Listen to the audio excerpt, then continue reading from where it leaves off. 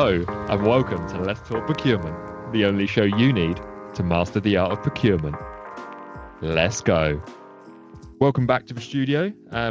With me today is the awesome, ever-growing, always learning Luke 10. How are you, my friend? Good. You forgot always forgetting. I was trying to big you up and be a bit positive, start of season 2. Let's bring some good energy. Yeah, well, good energy. It's funny you mention that because the episode we're about to transition smoothly into is one where I did not bring any energy. It was a Sunday morning, and I may have had a few too many beverages on the Saturday night, so I was hungover trying to do a podcast. It's not the best. It doesn't result in the best outcome, just put it that way. Were you celebrating a SIPS result, perhaps? Celebrating doing the induction for SIPS. Good. Yeah. Well, that's progress. I mean, the listeners are always keen on how far you're kind of going in the journey. Now you've done your introduction. I guess that accounts as something. Yeah, but I'm just thinking that it's all pain from here on out for the next 18 months. So I mean, you managed to drag out doing an introduction for kind of a year, so. Well, maybe I can try and set a record for the longest time taken to get MSIPs. You're probably already there. I mean, I did start level 4 in 2020, maybe 21. No, I think it might have been 21. So 3 years into that. It didn't take me 3 years to get level 4. It took me a year. But I've just waited another 2 years since then. Why? Just relaxing, mate. Don't feel the need to rush into things. Just enjoying life and. No, I'm pleased for you. Luke 1, what have you got for the bulletin? Listeners, you're encouraged to get in touch with us as always. I think there's new procurement policies that are kind of coming on their way, which we'll be covering in future episodes.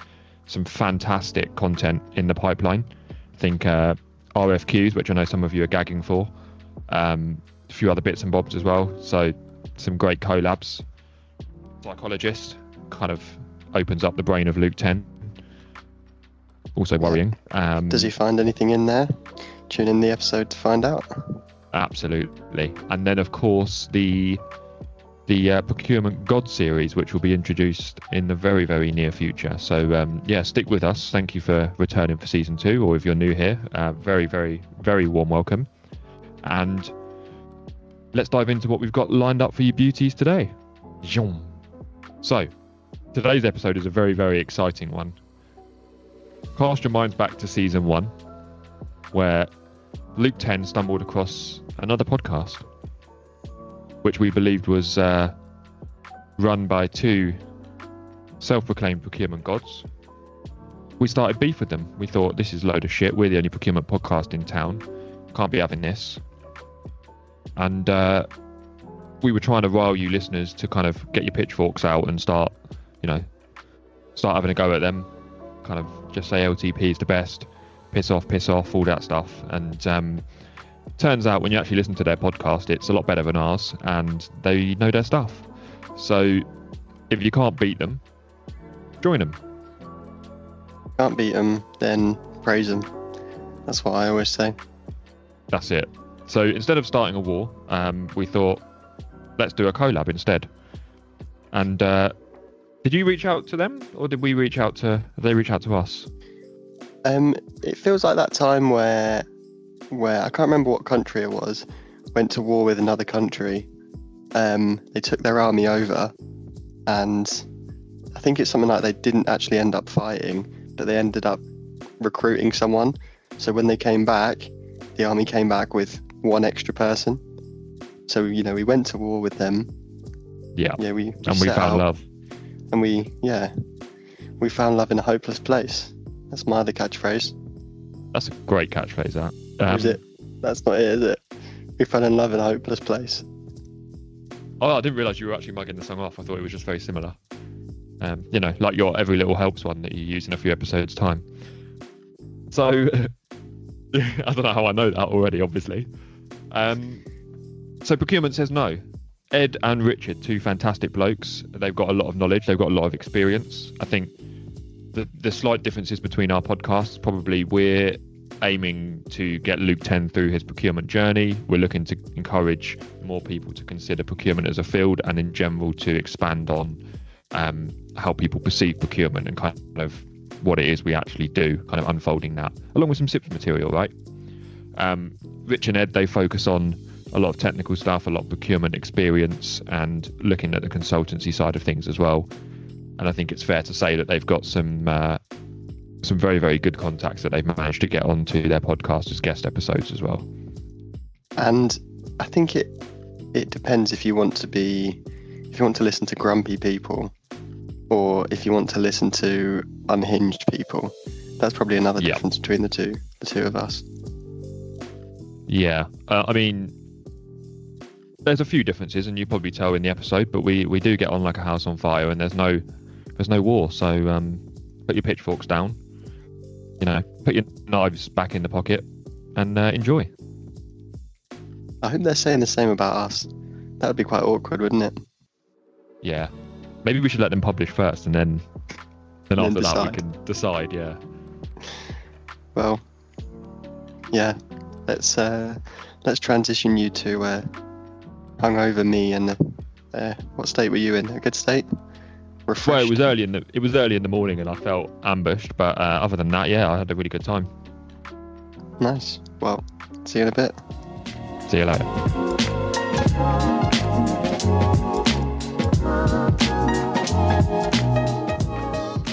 So today it's Procurement Says No versus Let's Talk Procurement. Feat Rich, Ed, and two Lukes. Bring it on, let's fight! Morning. Good morning. Shame we couldn't get the the best procurement podcast. We'll have to settle for second versus. You will. You'll have to settle for second best for the rest of your lives. Who's the first best then? Because We are, idiot. self-proclaimed. We are the masters, and you are the learners. We thought, given Ed and I's advancing age, we should talk about the Gen X, that's us, old farts, view of procurement, versus Gen Z / millennials view of procurement. That's you. Brilliant. Well, I think that's a good place to start, but we've really started on a bad sort of footing this morning, haven't we? Turning up 15 minutes late, not using our microphone or cameras, not really setting the tone right. But I think there's a good case for Gen Z. I mean, we are not susceptible to bribes. I think that's a good start. Oh, that's a bit disappointing. Ooh. Yeah, well, why is that? Surely if the bribe was big enough, you'd take it, wouldn't you? No, I just. Well, what are you offering? What's your offer? We're offering pig. Oh, now I'm in. This is going well so far. What's on the agenda, as everyone in procurement likes to say? Well, there's lots of questions. There's a list. Luke 10's on our list. Say again? I said Luke 10's on our list. Yes, that's the list that shouldn't be shared. Hottest procurement's hottest man list. Yeah. Top. You claim to be the number one podcast in procurement. However, we do have the top 2 hottest men in procurement hosting a podcast, and that's been verified. That's verified. Oh, right. Where was it verified? Self-verified, but it's verified. Self-verified. Well, that counts. We self-verify all the time. Luke 10 does a lot of self-verification. That's why he's on a list. It sounds like you don't have a bank, and we love a little bank. So we've got a sizable bank. Steady. Yeah. Is that self-verification again? It might be. Sunday morning banks. Yeah, no. It is good to consider a bank, because if one of us goes on holiday or Luke 10 disappears off the face of the earth, we've got kind of a backlog that has maybe 8 or 9 episodes in the bank ready to go. Hell, I've got lots and lots and lots of Ed monologuing for hours and hours, which I edit out of every episode because he just goes on, and I just delete it all. Have you considered making that into a kind of special for the listeners who rate Ed? I might do. There is the one or two. We just want to hear more of Ed monologuing. I think that's a great shout. What I understand is that Rich listens to the monologues on his own at home in the evenings. Oh, steady. How is your relationship, you two? How do you know each other? So we know each other from many, many, many, many, many years ago. 30 years ago we met when we both started at PwC. Or it wasn't even PwC. It was PW in those days as junior consultants. But then we rapidly rose through the ranks to become slightly more than junior consultants. Was that procurement consultants or just consultants? That was mostly procurement, but a bit of supply chain and a bit of random stuff thrown in. Yes. Whatever we could read up the previous weekend. Oh, okay. And did you feel like you could do procurement sort of from day one? Did you kind of have that attitude that anyone could do it? Yes. No, because we'd been in procurement for about 6-7 years beforehand. So we both came from line procurement roles. I was procurement manager at an electronics manufacturer, which was in automotive. And I was in automotive, yeah. I know we were talking before the show that I've got a bit of a gripe with people thinking they can just do procurement. It's become a real bit of a bugbear because we can all buy stuff, right? We all buy stuff in our spare time. Amazon's made it very easy. The internet, I'm sure you guys have kind of got up to speed with that. What's that? And, Internet? you know, it just helps you buy stuff quicker. Ooh, that sounds novel. Ed has people to do that. Yeah. Will it last, do you think, the internet? It's just a phase. Yeah. It's just a phase. So, Rich and Ed, why did you two start your podcast, Procurement Says No? It was Rich's idea. Wasn't it, Rich? Yeah, it was my idea. Because during COVID, Ed and I used to call each other on the telephone and we just used to rant at each other and set the world to right, and we thought we should record this. And then for future generations of procurement people to listen to our rants and understand the intricacies and self-verification of procurement. And it's our legacy to our grandchildren. It is. Not that we have any. It is. They'll be able to listen back to our recordings and think, oh, that's my granddad, that is. No, we just did it because we thought it would be funny. That was it, wasn't it, Rich? Yes, but it turned out it wasn't. No, but we've just carried on nonetheless. And So are you a procurement podcast or a comedy podcast then? both. What's the deal? Both. Both. Mostly procurement, though. And who's the funny one? Bit of seriousness, bit of humour. And maybe the humour will appeal, maybe it won't. But we don't mind because we're having fun making it, aren't we, Rich? Yes, as long as we're having fun, Yeah. it will carry on. But when the fun stops, stop. This could be the last episode then. Yes, I think it might be. This is it. Well, we did 17. 17 is a good number to go out on. Yeah. This could be the official handing over the baton. It is, isn't it? Yeah. I think if you could hand it over to anyone, it probably wouldn't be us. I just wanted to pick up on your point about SIPs. So neither Rich nor I are SIPs members. Perhaps you had a slightly negative view of some of the tutoring. I think we have a broader negative view. We never did it. We never did it.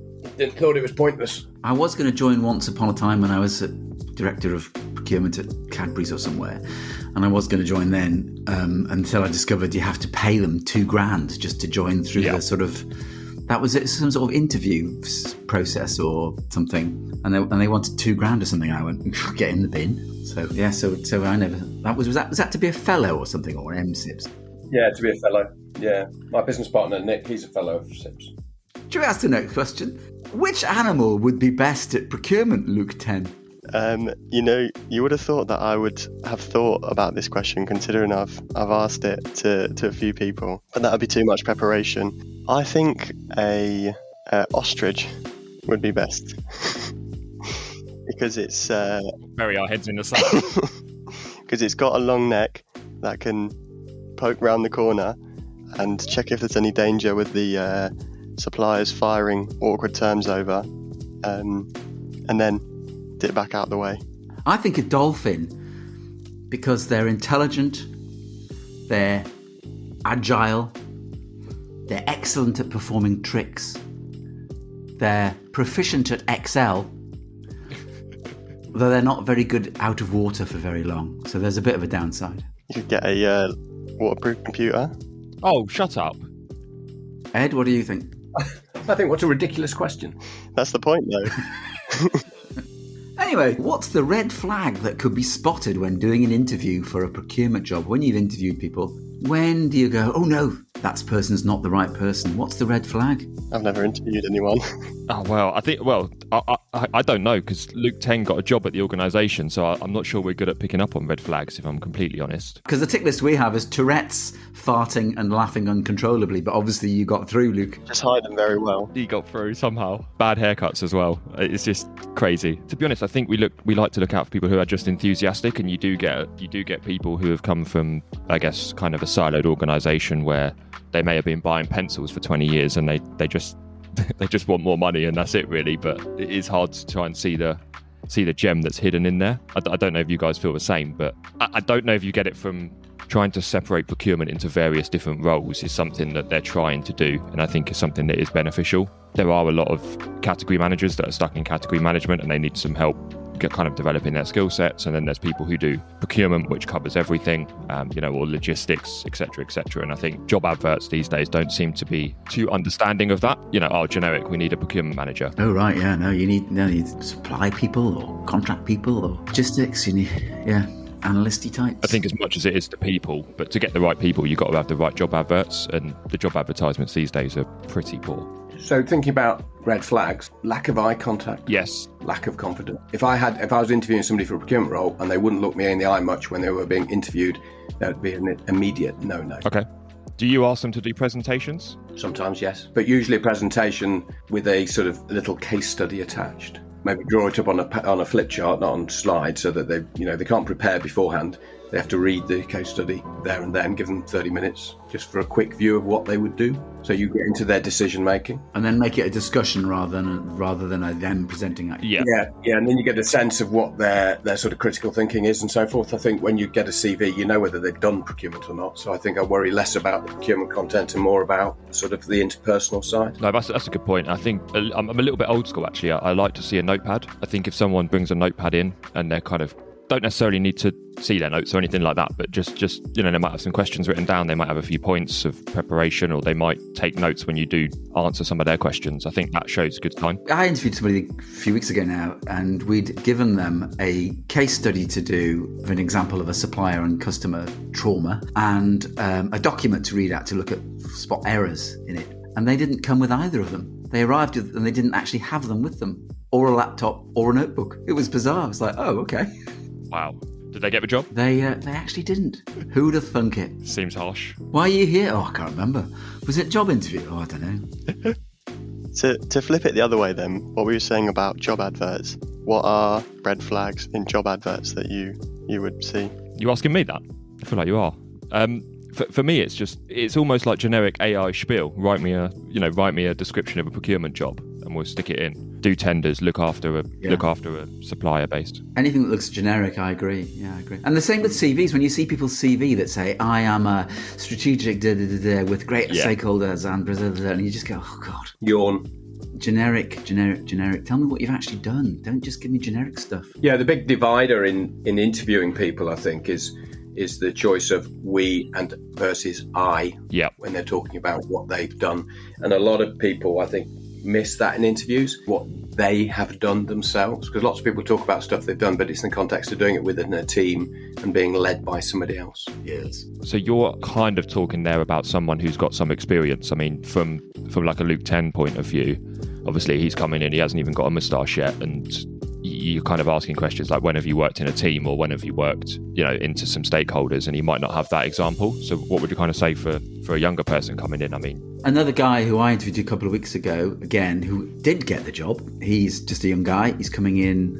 He's been an apprentice at another company, and he's coming in to be a procurement assistant in our team. He had some experience, but he also gave the example of when he was still at school. I think he was in the sixth form during COVID, and he sold shoes online. He bought and sold shoes as a thing to do whilst he wasn't doing his school lessons and things. So it's like, oh yeah. So he showed a bit of entrepreneurial thingy.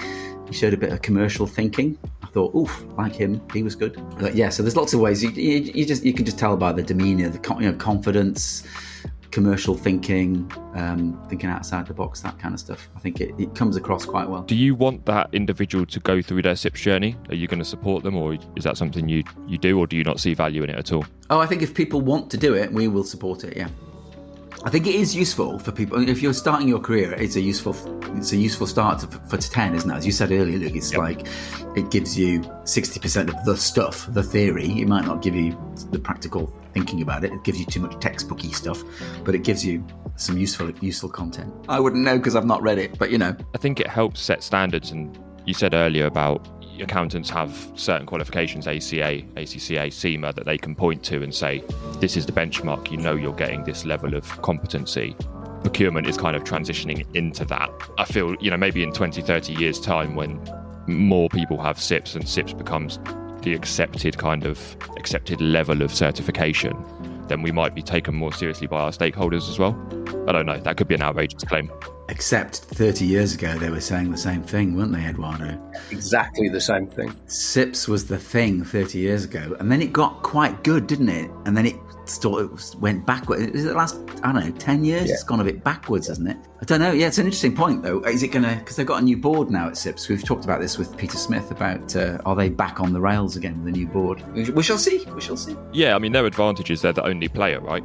If we started a PSN LTP qualification, I think with a bit of competency, we could probably overtake them as a benchmarking thing, because let's do it. Their website's shit. Let's get merch as well. On it. The challenge with SIPs is that it's very generalist and it's got quite a bias towards the public sector. Yep. And if you're a procurement person who's going to spend your whole life in the private sector, then a lot of what you learn doesn't apply. There's other routes to getting the right procurement people with skills. There's lots of degree courses and lots of master's courses that cover procurement. And I think that SIPs probably lends itself very well to the public sector because of the rules and regulations. I think I'd be more of an advocate for getting bespoke training depending on what role they're playing. So if they're going to be doing lots of contract management, get them on some sort of legal course, get them to do an NVQ, or get them to do some, night school type stuff that is similar to that. He's monologuing again. Yes, got you.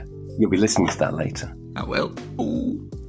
Have you ever met someone who knew that they wanted to become a procurement professional when they were choosing a university degree? Yes. Really? Have you? No, surely not. Yeah. No. I've got some friends, yeah. No way. No. Can't believe you don't believe he's making this up. And how long have you been in procurement? Oh, millennia. So you've been in procurement a millennia, and you can name 2 people that wanted to go into procurement. But I'm old, I forget the names of people. Yeah, no, I agree with you. Most people don't. And there, Luke rested his case. Excellent. 1,000 years of procurement and only 2 people have ever wanted to actually do it. Thank you very much. 2 parts per million.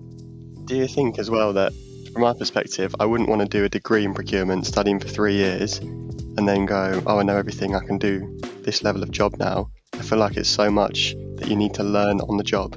Or is that just the way that certain people learn? Just going back to mine and Rich's background, when we went to PwC, I suppose we were late 20s, and we'd both worked in industry, and at that time, both the IT industry, the manufacturing of IT kit, and automotive were seen as key sectors for procurement folk. So they broadly only recruited from those 2 sectors and one other, I think, wasn't it, Rich? Yeah, I think you're right, yeah. Because they felt that procurement was so weak everywhere else. I mean, that does make sense. I think a real challenge is procurement for SMEs. I don't know if you feel the same. The larger organisations tend to have the budget, the funding to get a procurement department stood up, and then the procurement function can then demonstrate themselves through delivering the savings, cost avoidances, and all these wonderful contracts we like to sign up to. However, in an SME environment, you tend to find 1 or 2 folk who are maybe commercial, legal, procurement, everything wrapped up into one, and doing it all, wear multiple hats. Yeah, they're massive generalists, aren't they? They get the bits in, they do logistics, they do commercial negotiations, they raise the purchase order, they make sure things get paid, they do everything, don't they? Yeah, and then I think we in the procurement functions probably go in and take them to town because we've got the experience and knowledge when we're negotiating with them, and we can get what we want from those negotiations. However, I feel that that's really lacking, and I don't know how you would change that perception. How do you show an SME the value of having a procurement professional in place to make sure the contracts are appropriate and we're not getting mugged off?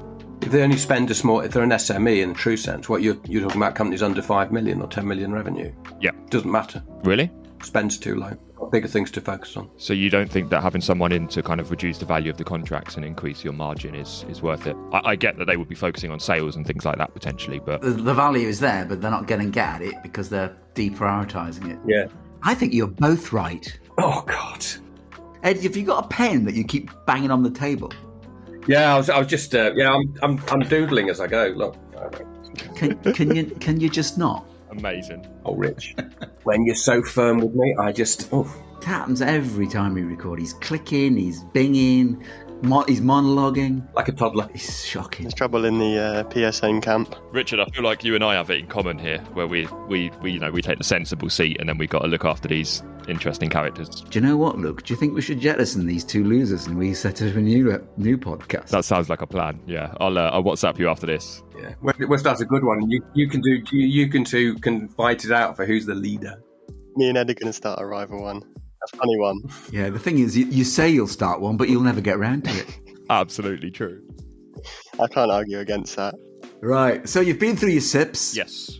I have. You've done all the work, you're now brilliant. What's the thing that now goes wrong in procurement? What's the thing that most badly goes wrong in procurement in your experience? I feel like everything still goes wrong. I don't think having SIPs has stopped things going wrong. And there you go. It doesn't work, does it? The speed at which you sat up there was incredible. It was amazing, wasn't it? He's just pulled his back. Oh, be back! No, in all seriousness, I think it's education, how we as a function have the similar level of competency across our team. So if I was to take my team, you could probably ask all of us the same question and get 6 different qualities of responses. And I think it's about how we improve that and become a better supporting function that needs to be all over our stakeholders. Quite often, we're given too much ground to cover in terms of the spend for what we are actually able to cover in terms of time, which means we can't show full value to the stakeholders.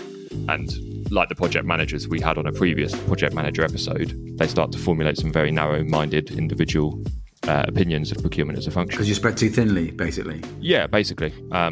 I think it becomes a negative cycle as well, because say someone involves procurement too late in the process, then we have to do our classic proc blocking stuff. Have you considered this, that, whatever? Hold on, have we got the governance in place? And that to the stakeholders makes it seem like we are slowing down the process, which then leads to them involving us or trying to kind of circumvent us for the next project. Are you familiar with a proc block? I like that term, proc block. Well, that's why we call our podcast Procurement Says No. Yeah, well, there we go. That's exactly what it is. And more often than not, we do feel like we're proc blocking. If you're doing that, something's gone wrong in the process, in my opinion. This is then a question about the way in which you as a procurement function communicate to the rest of the business, what support you have from the executive within the business, and what policies, procedures and so forth that you have. So this is what you're describing is lots and lots of organisations, because me and Richard worked in hundreds of organisations, particularly in consultancy. It's about the stakeholders understanding what the rules are and whether those rules are enforced or not.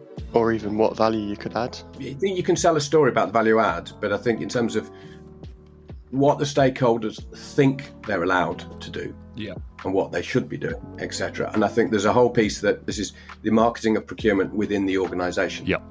To the organisation, but also to the supply base, going out and talking to the functional stakeholders and leaders within the business about how we can add value and how that value can be supported through actions they take, i.e. not just going and engaging a supplier willy-nilly, etc. So I completely agree with that, and I think the bit that we struggle with is where there's turnover like you get in any company, and people come in with fresh ideas, and they've got their new job, project manager, new one comes in fresh to the company. He's just successfully delivered a project in his previous role with supplier ABC, so instantly he wants to hit the ground running with those suppliers. Right, but if you just, and I absolutely agree with you, the thing is, if you looked at the public sector, where Richard's done quite a bit of work, I've done a bit of work in the past, they have a set of rules and people have to follow them. And it wouldn't matter if you knew, because public procurement rules are public procurement rules. Procurement have to be involved over a certain value and all that sort of stuff. And although it's horribly bureaucratic and grim, that is a positive for it, that it sort of gives procurement a mandate that they have to be involved. Otherwise, people get into big trouble. We've got a mandate. I guess the challenge is we sometimes have to interfere later in the process to point at the mandate and say, why haven't you followed the mandate? So that then comes into all of the communication, all the stakeholder stuff that you'll get involved in. So how are you communicating to your stakeholder groups about the value that procurement can bring? What examples do you share with them about the value that you brought, all that sort of stuff? So what's your thoughts on, I guess it's to both of you, of procurement being judged purely on what savings they can achieve in year or over a period of 2 to 3 years? Because obviously we'll get set targets and it will say, deliver X amount of savings in this calendar year. Yeah, well, that certainly is the key, the sort of performance metric, isn't it? But I think during and post-COVID, it was sort of proven wrong a little bit, wasn't it? Because, I mean, some of the things that Ed and I would have done, in the 90s and 2000s, there was all this push towards global sourcing, low-cost country sourcing, single sourcing, supplier rationalisation, and the savings that can be achieved by doing that. And then, of course, the whole world exploded, and we ended up with terrible supply chains with massive risk built into them. So yeah, we made lots of savings in the short term, but we buggered the entire supply chain up for the next 5 years when it all went horribly wrong. I just give a parallel perspective. It's table stakes, right? Delivering price saving, cost reduction that hits the P&L in procurement, that's table stakes. But there are a whole host of other things you do. So if you look at any other discipline, they'll have something that is table stakes, a few things, like if you're sales, it's revenue, isn't it? It doesn't stop there, does it? So I think that you treat you still stick with the savings targets, but you try and expand it so that you're capturing demand management improvement, or the broader cost reduction in process, etc. But you know that you don't get credit for it, and then you think about other things like service standards, or if you're in an industry that has high levels of R&D activity, then you get involved in that. You have a balanced scorecard, but you have to recognise that every function, right from your CEO, if he doesn't hit his numbers, they'll be fired. So that's table stakes, but they still have to do all the other stuff about, great people, great environment, nice facilities, lots of R&D, lots of innovation. You have to recognise as a functional service provider in your organisation that you've got to deliver price savings, but then you have to expand it into other stuff. Yeah. So risk, so contract terms, all that stuff, innovation, all that. It may not just be savings, but it would certainly be understanding the costs and understanding the cost drivers and understanding how costs might go up and down as well. And we've talked about this before, Ed, about when you go into a new organisation as a head of procurement or whatever, and you ask for this spend data, and sometimes I've been to organisations, I think you have as well, Ed, where they haven't got it, and you go, oh, what? No. Yeah. Seriously? How much spend do you manage? Don't know. And if they said they don't know, that was a black dot in the book against their name. Seriously, people came in and couldn't tell you what the spend they're managing was, or the value or approximate number of suppliers? No. Whisper it. Procurement people who don't know how much they're spending. What? It's like you, Luke, and certainly me, I'm sure Rich is the same. When I was first working in procurement, I was really a big ego about how much spend I managed. Yeah, I love it. You say, I manage £150 million worth of electronic components and stuff. You felt good about it. Yeah. As a marker, but lots of procurement people don't know. Let's test Luke 10 now. Luke 10, how much do you spend? Make a number up if you don't know it. £7. £7? Yeah, 50. We don't trust him that much. Oh, okay. So he's not got the job then, has he? No, he's not got the job. This was an interview. I should have brought my notepad. Yes. Is it actually a panel interview? Yeah. And we can't see your notepad either. Yeah. Have you got a notepad? No, just a cheese grater. This is my supplier performance device. Just one look at it and supplier performance generally goes through the roof. It would be more effective if it had some blood stains on it, from previous suppliers. Yeah, some remains. Yeah, exactly. A bit of a fingernail or something, Yeah. That's a nice segment, to the next question. Oh. As we're smooth podcasters. That was very smooth. So it's Mariah Carey and her new single. Who's Mariah Carey? It's Radio 2. Here's the traffic. What's Radio 2? Yeah, here's the weather or something. Not something I listen to. So you have to go into a negotiation and you have to come out with a positive outcome, otherwise you're losing your job. That's the scenario. With the room that you're currently in, you get to take 3 things into that negotiation. What's excluded? Yeah. Luke 1, phone, laptop, notepad excluded. What are the 3 things that you take? I'll give you a minute to have a look around your room, because obviously, Luke 10, you're in a basement, so you probably got like a victim in there and a few other bits. Yeah. It's like a show and tell. Isn't it? I've got 3 things. Me too. Can I just say, I love how excited and passionate you two were then. You just both got up like it was a little COVID game. Very excited. This is brilliant. We are excited. We're excitable. My first thing is... Go on then. Because there's always that question that doesn't get asked. Oh, I love it. Elephant. What's the elephant in the room? The elephant in the room. That's number 1. Number 2... A knife. The sharp knife. Jesus. And number 3 is a little blobby thing that goes up and down like that. So they can watch that to distract them, To distract the... I'll put that back up, I just want to watch it. Distract the legal person. Oh, bubbles. Oh. Oh. I like that. Look at that. Wow. Wow. This is good podcast material, isn't it? I mean, this is great. This is great podcasting, isn't it? Yeah. Just us watching a bubble go up and down. So I think I've got a very successful negotiation out of that. I don't know about you. Do you want to see mine? Oh. Here's mine. Blind people. Brilliant. Blind people with a giant flashlight. And then go to strobe. Next one. Wire clippers. Jesus, why'd you keep wire clippers in your office, mate? God, you two are violent. You never know when you might need them to chop a supplier's fingers off. Oh, hell. And then lastly, some water to spray in their eyes, but it's got bleach in it. So you're not going for the win-win negotiation then? You're both a pair of psychopaths, actually. That's crazy. That was a great insight. What drew you to procurement, Ed and Rich? We like hurting people. I thought the phrase was bite the supplier's hand off, not chop the supplier's finger off. I didn't show you the saw Come on then, what's your three objectives? Well, you obviously got your greater. We had this question on the previous episode. I think it was like a can of Pringles, also a blinding light. What was the third thing? Maybe we'll go with the cheese grater this time as a substitution. Was it a win-win? Yes, until it was a win-win with the Pringles. If that fails, then we've got the blinding light and the cheese grater as a backup. Grate their knuckles. Yeah. Luke 1, you are the master. Yeah, I've gone for a completely different approach. So I've got cocoa butter. Interesting. Yes. I've got a travel kit, which is a toothbrush and some toothpaste in a little kit. Is that to rub in their eyes? No, you've got to make sure the breath's on point for a negotiation. You're going to kiss them before you use the cocoa butter? Pretty much, yeah. And then I've got an aftershave, Paul Smith Man, number 2. So it is it's definitely a win for the other side. They're getting absolutely schmoozed. So I'm going to be minty, I'm going to smell gorgeous with my Paul Smith Man 2, and I'm going to be all lubed up with my cocoa butter. Oh, this sounds like very much a win-win. You can't say no to me now, can you, boys? I have to say, I think you've won, mate. Next question. Well, this is a fairly simple one. Would you rather negotiate with one head of procurement or 10 junior buyers? Stunned silence. One head of procurement. The reason being that 10 junior buyers wouldn't be able to make the decision. What he said. Yeah, excellent. Do we get the cocoa butter now?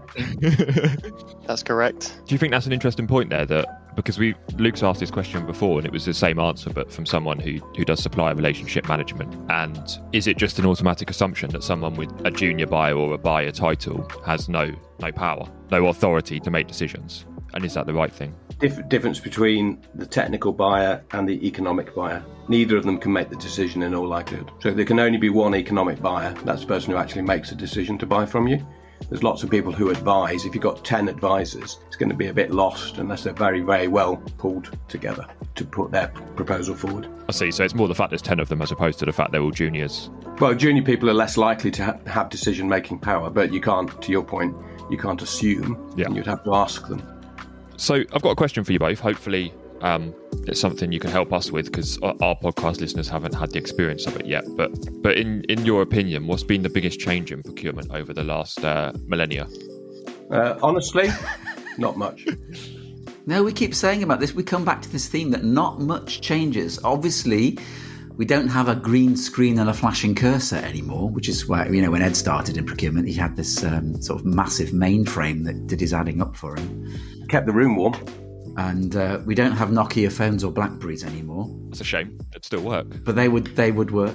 And then organisations, they centralise, they decentralise, they centralise again, they decentralise again. The only thing I'd say that has changed is that professional procurement is applied in more sectors of industry than it used to be. Yeah. Okay. Technology-wise, you think everything is brand new. We were sending orders electronically. There was electronic, forms that you had to fill in used to be paper. They were made electronic, put on a workflow, digital signature, all that stuff. That was around in 1990. I think a lot of people in procurement now think, AI is going to take over, or this technology or that technology, or at the moment it's all about sort of active curation, sort of zip technology as one of the providers of that. The thing about there are more professional procurement organisations now. More sectors, I think, really. More sectors have picked it up, because it was big in automotive, in aerospace, in electronics. Now it is more uniformly recognised as a thing, as a profession, which it didn't used to be, because it would be the buying department, wouldn't it, in a small SME in Birmingham somewhere. So it's gone from that buying to purchasing to procurement. It's the same thing, but it's just got a different word on it now. It sounds more professional, doesn't it? And does the way you select your supplier, has that changed at all? So no. Before was it get widgets at 10% off, volume based? I don't think that has. I mean, there's, as I said earlier, there was a period, wasn't there, when it was all about single sourcing, and it was all about rationalisation, and it was all about bigger and bigger suppliers. And then that's kind of been turned on its head in the last few years, where people are going, let's expand our supply base, let's look for more SMEs, let's look for more specialist boutique type suppliers. It goes round and round in circles. What about things like CSR though? Do you not consider that in supply? So, has that always been a consideration? Yeah. that's reflective of the legislative environment changing. The whole bit about sustainability, for example, that's newer. But some organisations, you could go back 25 years and you find organisations talking about the credentials in terms of what they're doing with wastewater management. I worked at Cadbury's for a few years. I was there when was that, 2001 to 2009. I was procurement director for the UK and for Asia Pac. And Richard Cadbury, who was around in, 1880, said ethical business is good business. So, it ain't new. Wow. Yeah. The original Willy Wonka. The original Willy Wonka, yeah. And Roald Dahl based Willy Wonka off the Bourneville factory. Did you know that? Do you now? Amazing. You do now. When does a person decide to become a procurement professional when they realise they don't have the charisma to be an undertaker? Like it. There aren't many jokes in procurement, are there, if you go online? That is the procurement joke, Luke. I've got a supply chain joke, but you might not get it for a while. Oh dear. That was a joke. You might not get it for a while. My humour is lost on you. Oh, right, yeah, very good. You can tell him it's shit, don't worry. That was horrendous. Just go back to your question about procurement back in the dark ages and procurement today. You just have to look across all of the companies and think, how many of them have decent technology platforms that automate all of the P2P process? Very few. Yeah, there should be demand management, there should be forecasting, there should be all of the procurement stuff, there should be sourcing, there should be category strategies, and it should all be in one giant system, shouldn't it? Because we've been banging on about this for 30 years now, and we still haven't got it, have we? Zip, the orchestration software, seems to be starting to pull some of this together, but whether it will or won't is another question, isn't it? But we've been banging on about the automation of end-to-end supply chain for decades. You talked earlier about people and skilling in procurement and people still getting pushback. That's exactly the same as it's always been. We could just go on process the same. Have you got policies for everything in your organisation where you work? No, you don't need to answer that. Have you got process maps? Do you describe the process? Do you describe the rules and so forth? Probably not. Most organisations don't. We talk about technology. I was involved in running a e-sourcing company which had full source to contract functionality. Ran that in 2000 during the first wave of e-commerce. That system was as good as most systems are today, if I'm honest. Yeah. It all goes back to an Excel spreadsheet in one way or another, doesn't it? Most of them are pretty poor. Like if you think about source to pay, how many systems read the contract to see what the volumetrics are and the termination date and all that sort of stuff is, and then link it to the purchase orders that are placed to see when you actually meet the volume? I've got to be honest, I don't know of one. No. And then they automatically punch out to a supplier website and pull things back in, and it doesn't happen, does it? It doesn't happen. It's a bit pants. So here's another opportunity for us then, as four gods of procurement.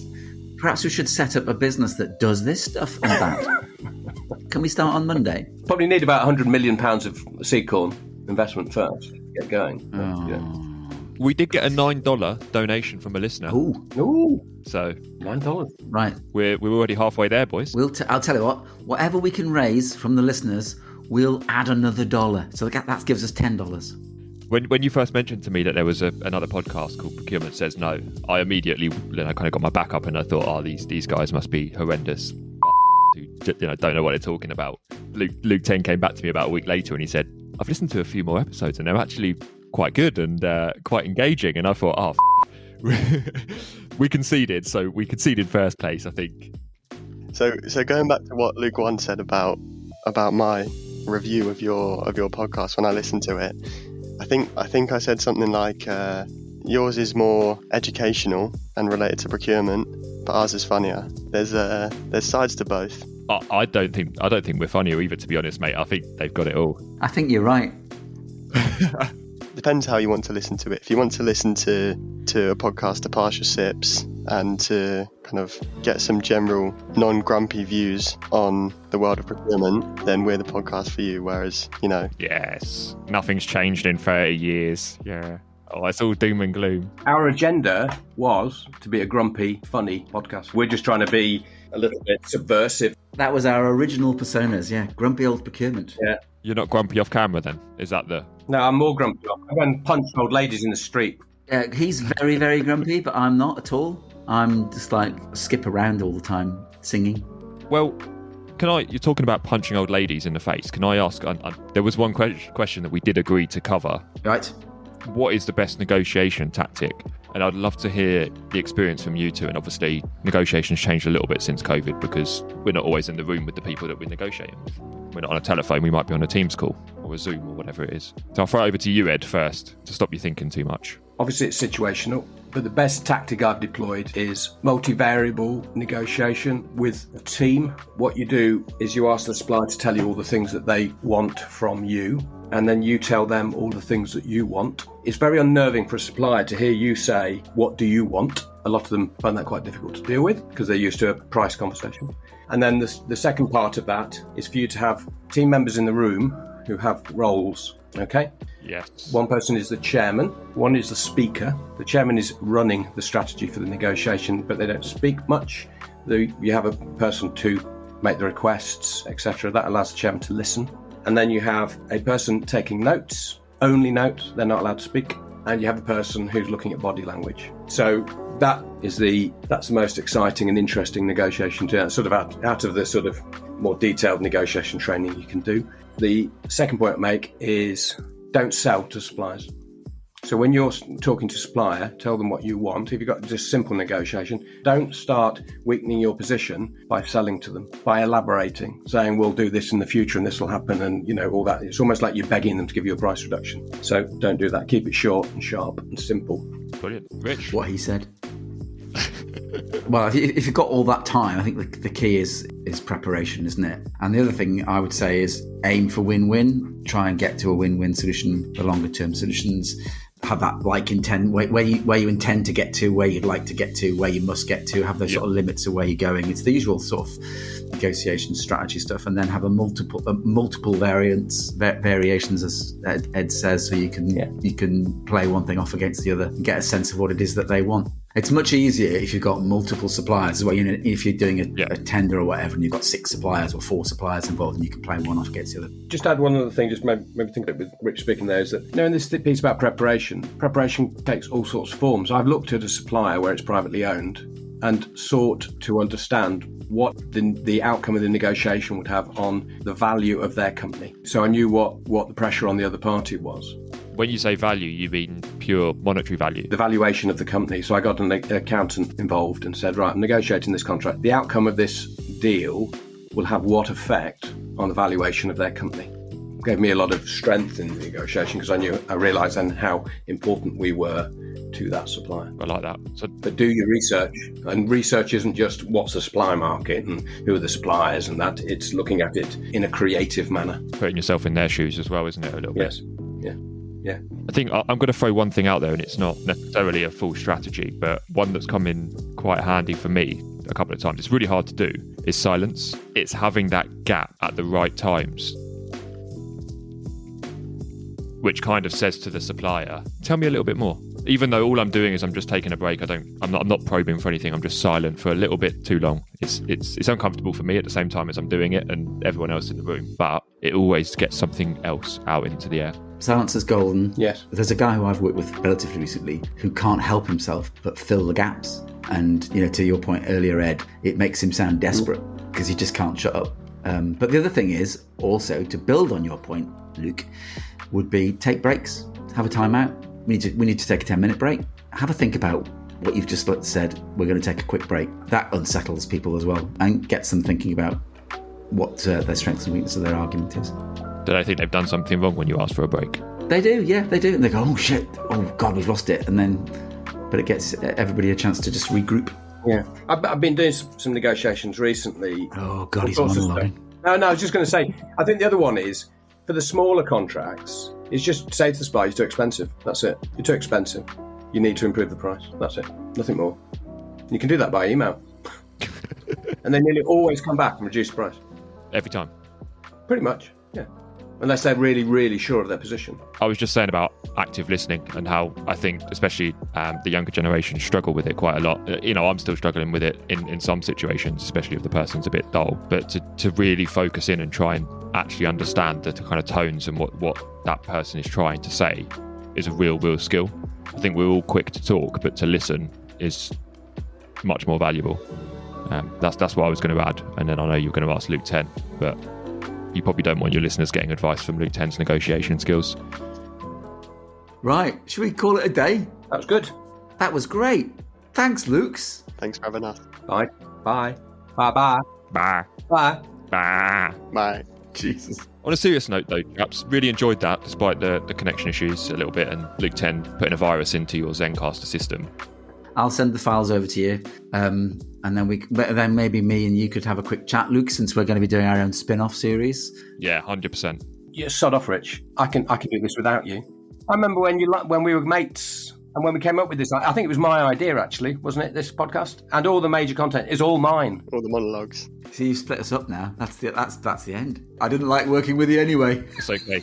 You've traded Ed for a shinier, new, younger model. It's fine. I think what would happen is, we joked about me and Ed would start a podcast. I think it would be you two would have a podcast and me and Ed would just have our own ones, as in two separate. So it'd be 3 in total. Yeah, we're too good for the other person. Wouldn't cooperate. You wouldn't turn up on time anyway, yeah. I haven't brought my notepad either, so... There's no eye contact either. It's not great. Oh, disappointing.